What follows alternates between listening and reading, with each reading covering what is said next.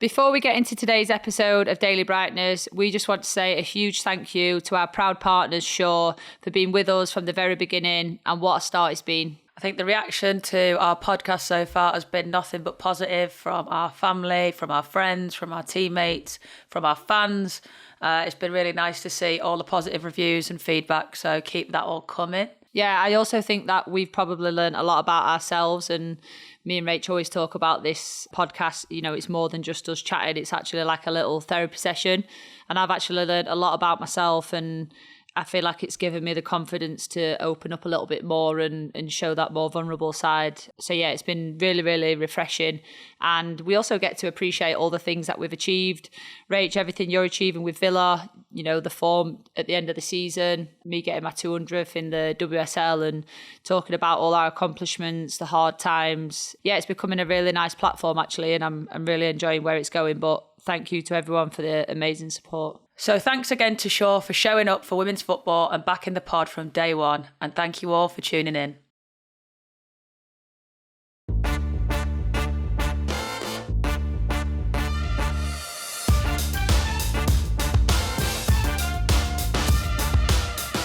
Hello everyone, welcome to the Rest is Football Daily Brightness. Myself, Rach and the lovely Ben have jumped on for a special episode after the final whistle of the England's first game of the Euros against France. Guys, did you watch? Where did you watch from?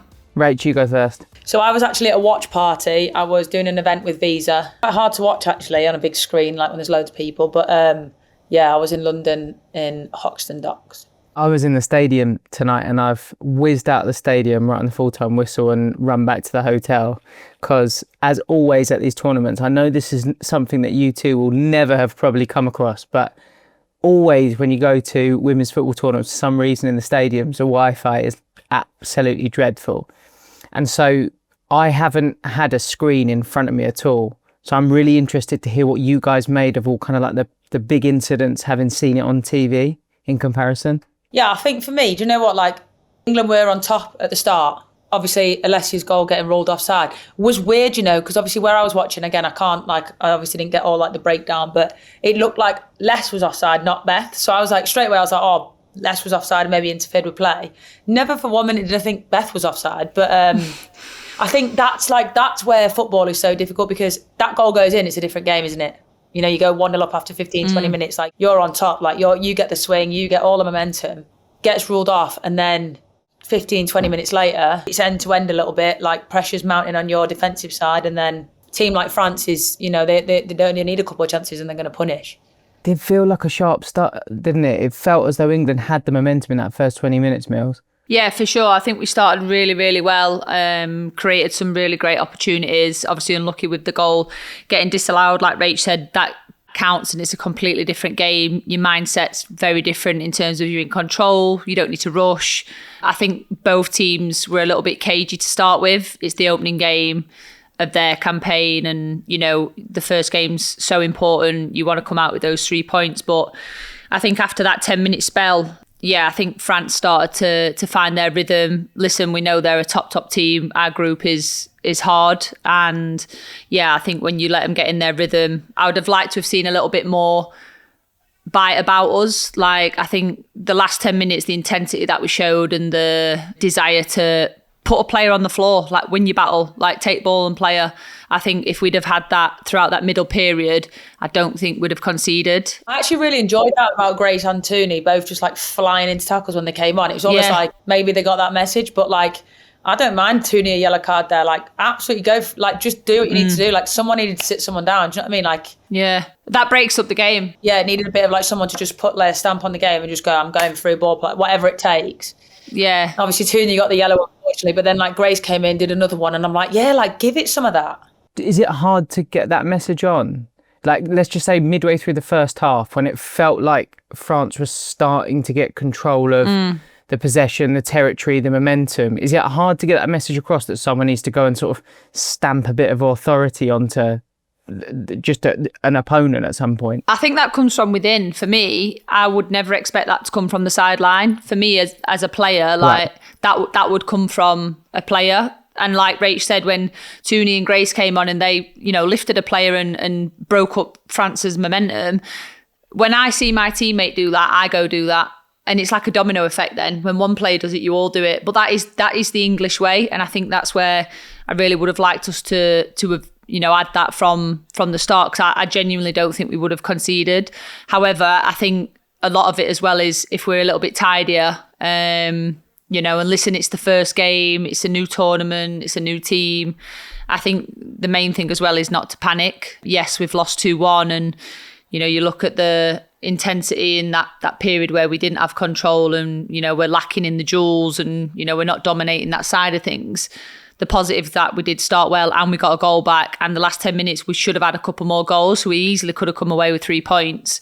There's no time in tournaments to dwell, as Rachel will know. You have to quickly and honestly review a game and be, quite brutal with each other, just so that you can immediately make change and be better for the next one. I actually think the worst thing that happened to us tonight was that goal being offside. Also, it was literally a hairline, which is vile. I hate that. Ridiculous.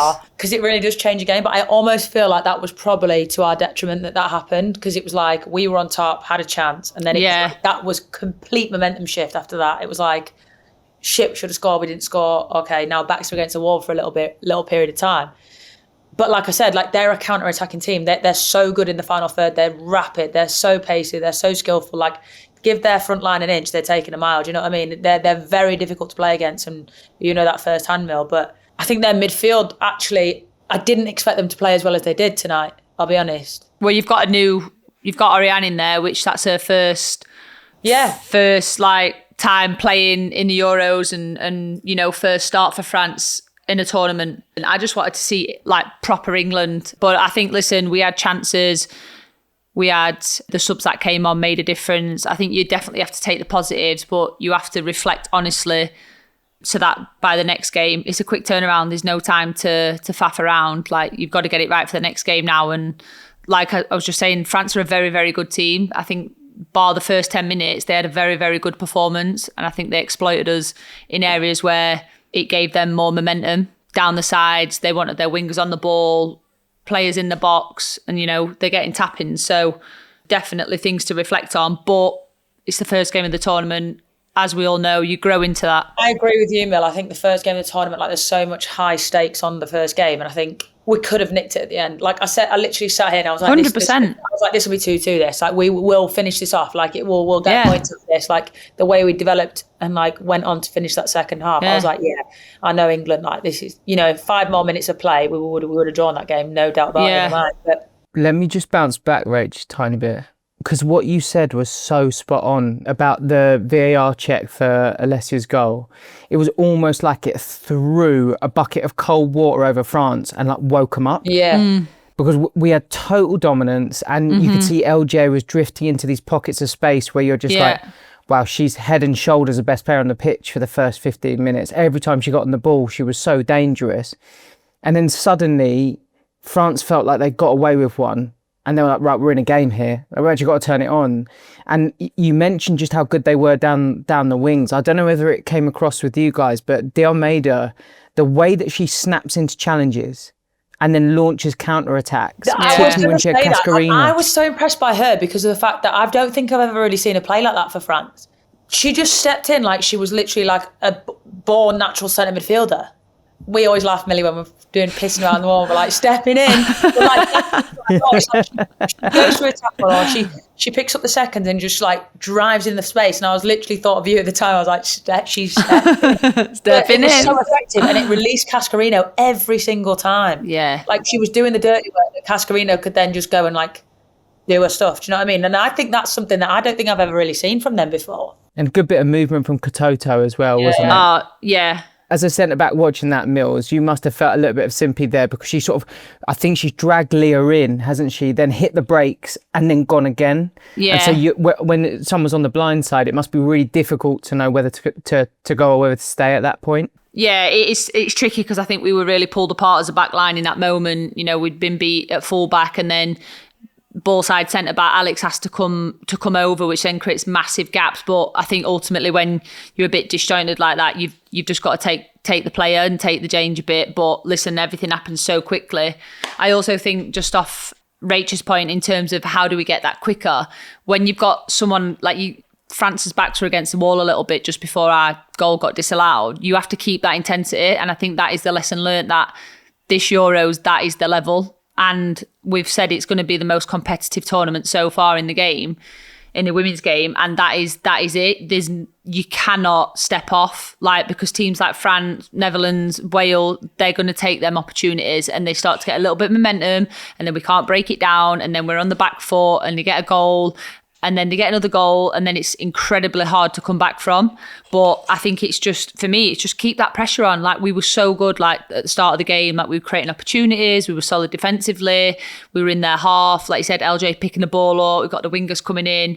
But I just think you've got to keep that pressure on. Even if a decision goes against you, you can't take your foot off the gas. The level is too high to just be a little bit passive. But I think we have to look at the last 10 minutes where we could have won the game. France did unbelievable to make some of those goal line clearances, but you have to look at that situation where bring that energy and that intensity in those, like, crunching tackles, like, take a yellow card, like, that gives your team confidence. It gives each other that, like, urge to be like, come on girls, like, we're going to get a goal. Like, it gives you that little burst, that little bit of burst of energy. But yeah, I think you have to reflect on that and just bring that sooner.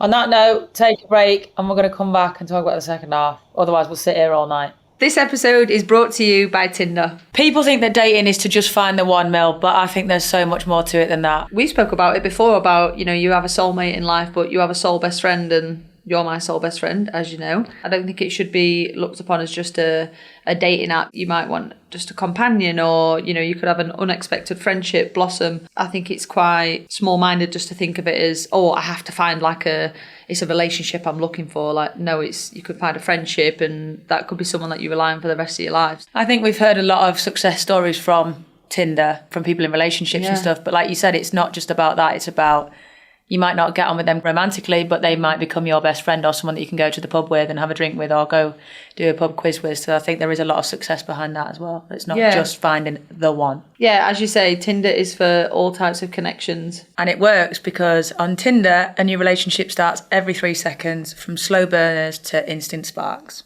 Wherever it takes you, it starts with a swipe. Download Tinder today.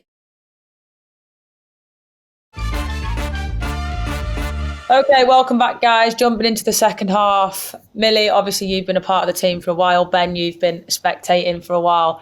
Sarina typically makes subs around 60 minutes. Do we think that that's going to continue? Do you think she needs to do them earlier? What do we think? Can I give you, from a point of view in the stadium, just it felt like tonight it was crying out for a momentum shift at half time.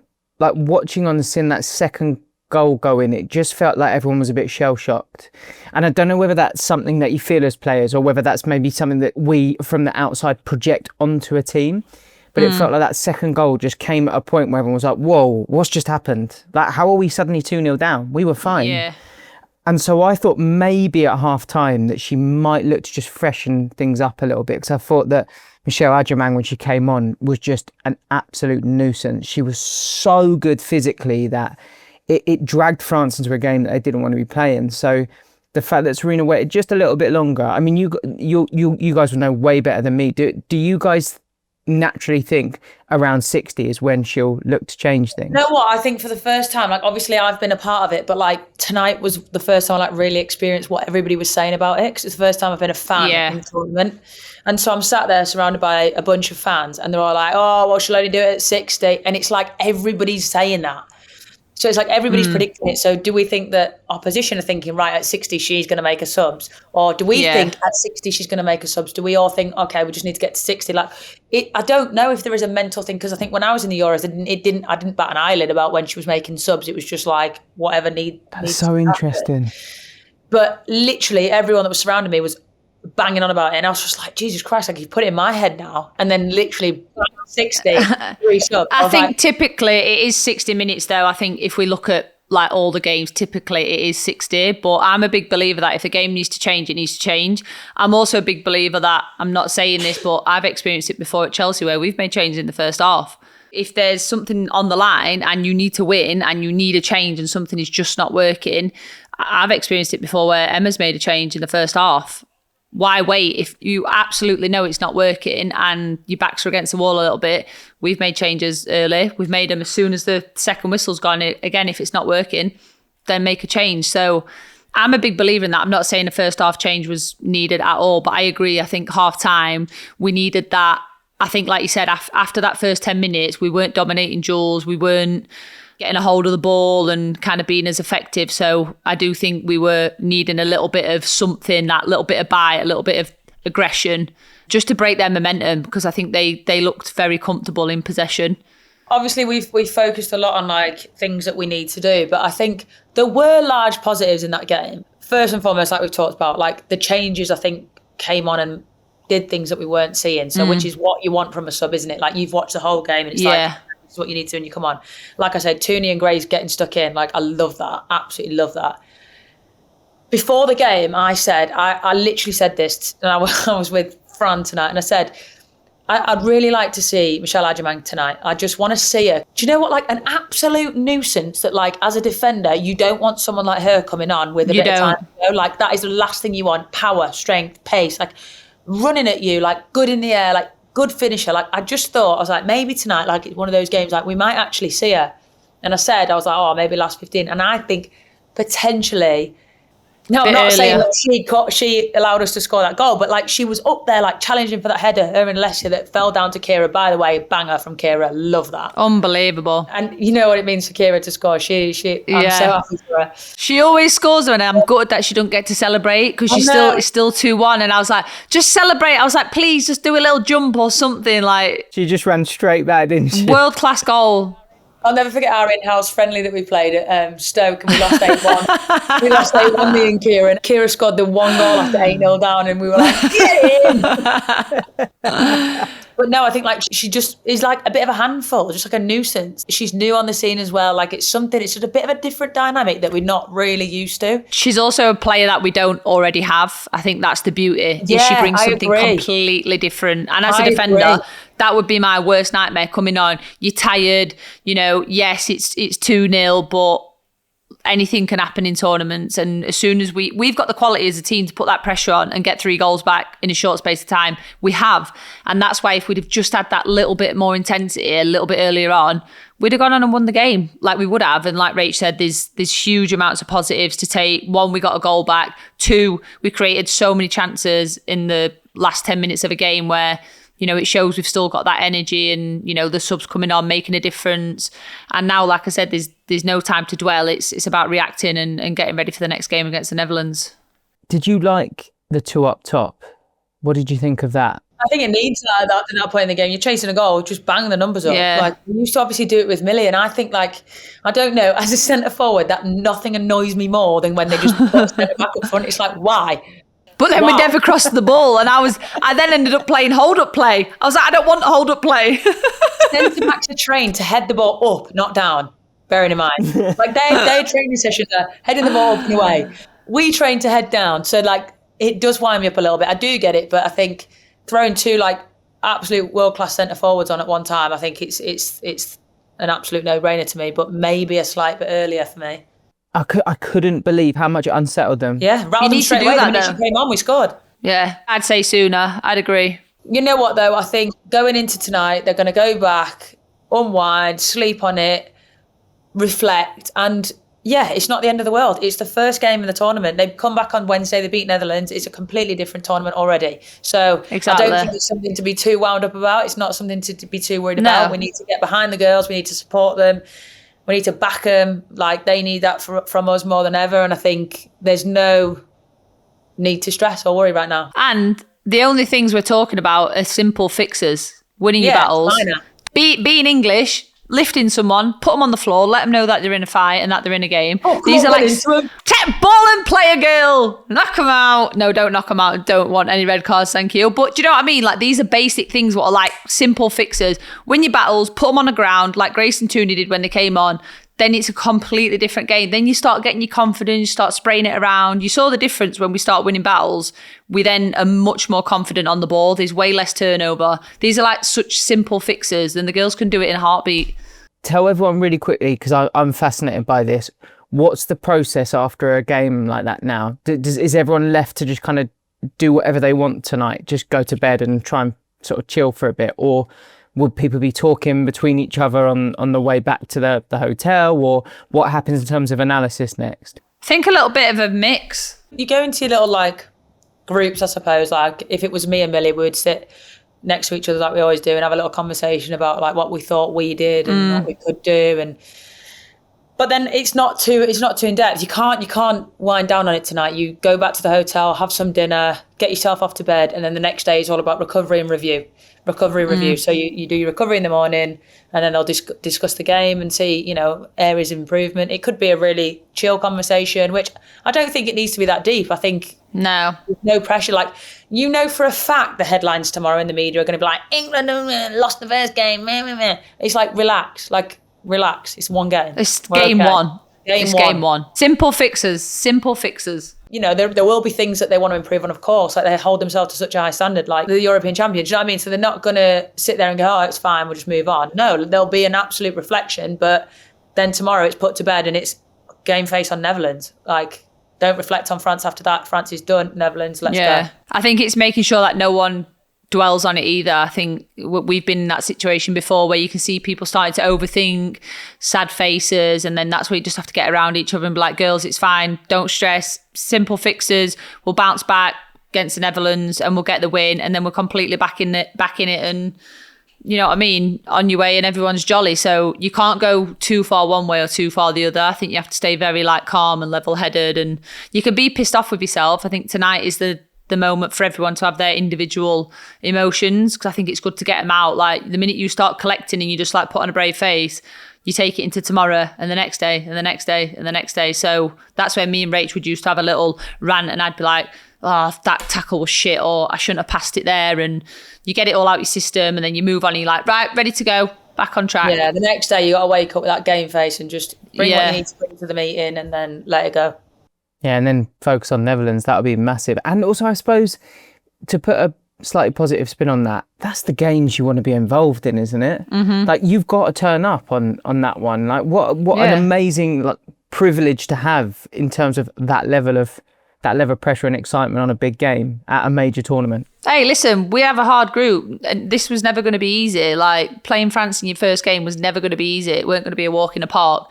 Neither is Wednesday, but like you said, this is, you know, we're the holders, we're the current champions, and, you know, it's the girls will be wanting to show that in the next game. And like Rach said, everyone will be disappointed. Of course you will. We want to win, but it's now you're given an amazing opportunity to play a top team again on Wednesday and showcase who we are, and that we're here to stay and progress. So the girls will be fine.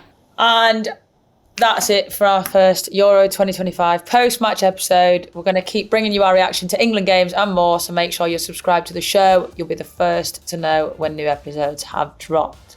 Thanks again, Ben, you legend, giving us all the insights. Thanks, guys. The lovely Ben. Love you guys. See you later. Bye.